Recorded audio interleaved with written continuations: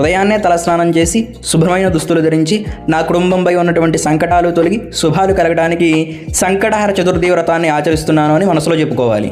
ఈ వ్రతానికి ప్రధానమైనది ముడుపు. పూజ మొదలుపెట్టే మొదటి నెల చతుర్థి రోజున ఈ పని చేయాలి.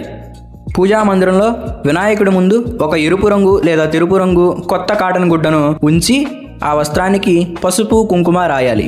రాసి మీ మనస్సులోని కోరికను స్వామికి చెప్పుకుంటూ మీ చేత్తో 3 గుప్పెళ్ల బియ్యాన్ని ఆ గుడ్డలో పోయండి.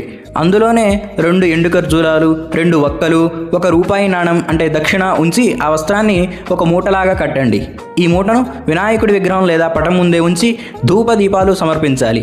ఈ ముడుపును వ్రతం పూర్తయ్యే వరకు కూడా కదపకూడదు. కట్టిన ముడుపును వ్రతం ముగిసే వరకు అంటే మీరు అనుకున్న అన్ని నెలలు పూర్తయ్యే వరకు మీ పూజా మందిరంలో వినాయకుడి మండపం లేదా విగ్రహం పక్కనే ఉంచాలి. దానిని అస్సలు కదపకూడదు. ప్రతి నెలా చతుర్థి పూజ చేసేటప్పుడు ఆ మూటకి పసుపు కుంకుమ పెట్టి ధూపం చూపించాలి. మీ మొక్కుబడి పూర్తయిన తర్వాత ఆఖరి నెల చతుర్థి రోజున సాయంత్రం పూజ ముగిశాక ఆ మూటను విప్పాలి.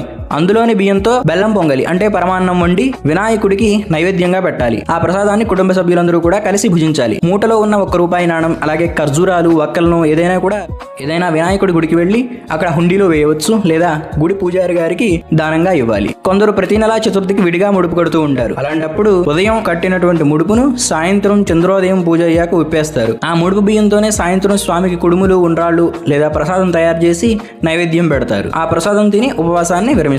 ఇలాంటి ఆధ్యాత్మిక విషయాల కోసం మన వ్రతం పంతులు ఛానల్ ని ఇప్పుడే సబ్స్క్రైబ్ చేసుకోండి. మీ విలువైన సలహాలను కింద కామెంట్ రూపంలో మాకు తెలియజేయండి.